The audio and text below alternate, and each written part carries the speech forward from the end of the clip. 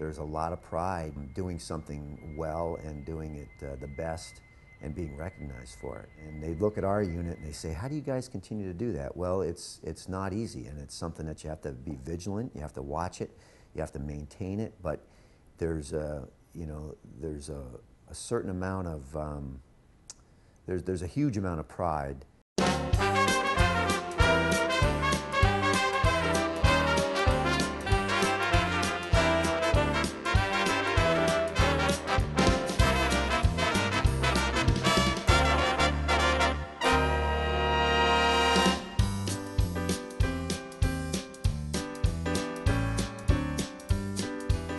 The only thing that we ever worried about was defending the shores of the United States, basically.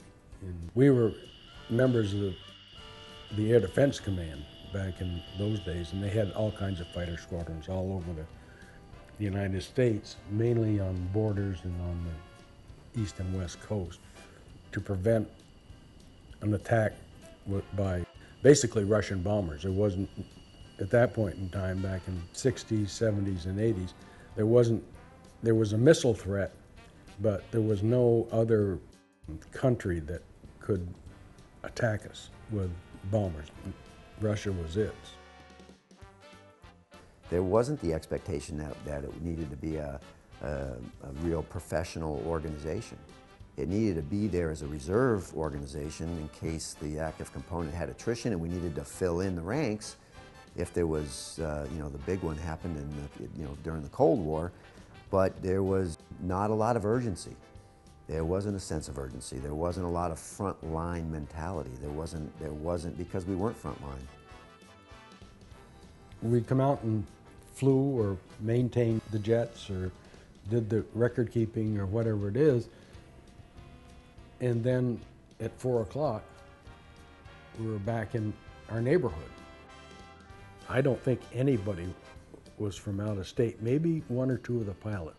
I would guess 95, 98% were right here in the local area.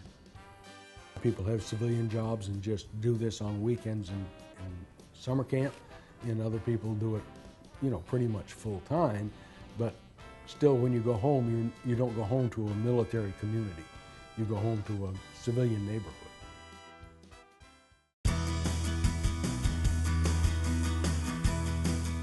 The funny thing is see, we weren't really recognized as one of the elite fighter units in the nation in the 80s. We were still new in the mission. We didn't become a fighter unit until the early 82, 83 time frames when we got the F4s.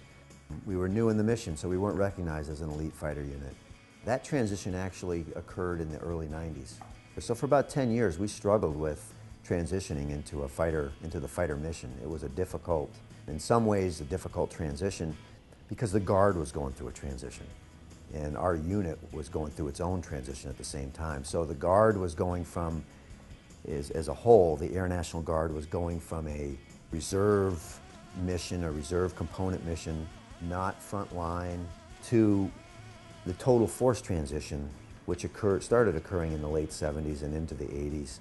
That made us more front line. That's why we got the equipment like the F-16. So the Air National Guard in the 80s had to make that transition out of the old Guard into the new Guard. And our unit had to do the same thing.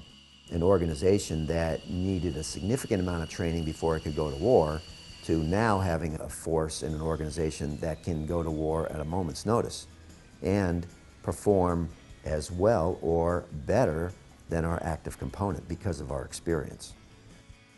The biggest change post 9/11 has been the pressure that's been on our traditional Guard members and trying to fulfill all of the training requirements and deployment requirements to be able to make sure they performed in theater as well or better than their active counterparts has put a tremendous amount of pressure on them as they try to balance their Guard commitment with their civilian job and their family, the three-legged stool as we call it.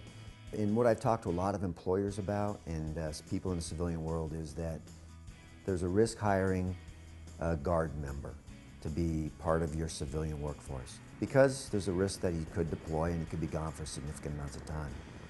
But I think that risk is significantly outweighed by the fact that you're getting a highly trained individual that has integrity, excellence, teamwork already built into their psyche.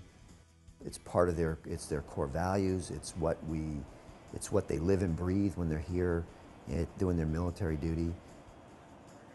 The greatest link that the military shares with the community is educating their members and allowing them to take those skills out into the community with them.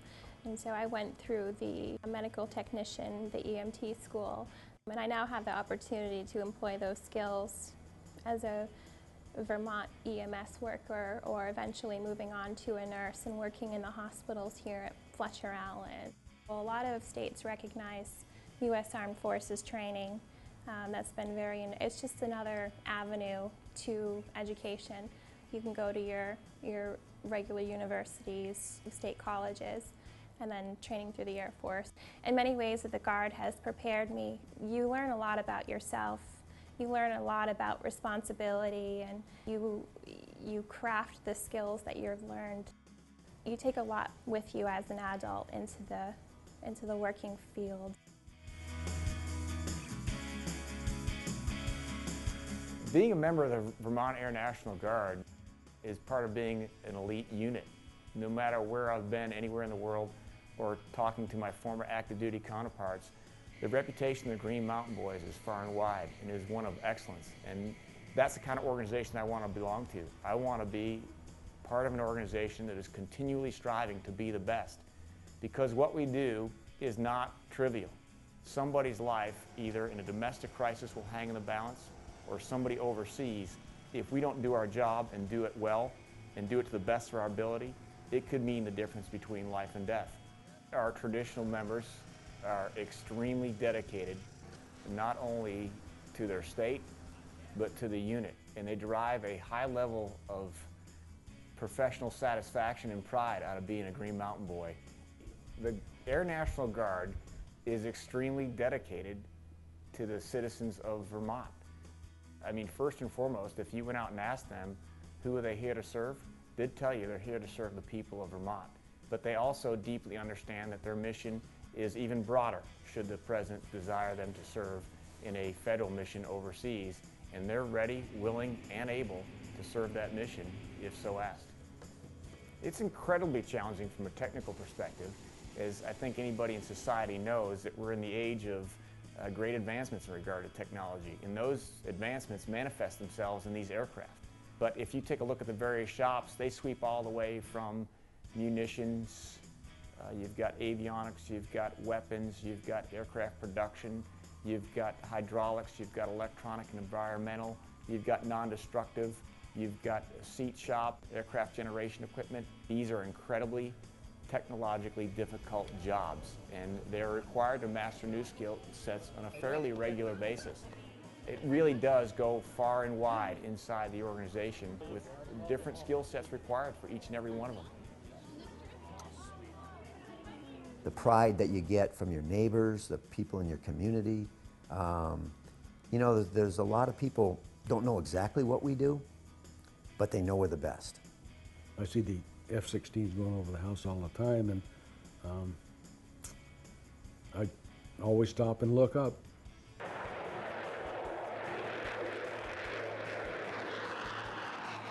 Always stop and look up.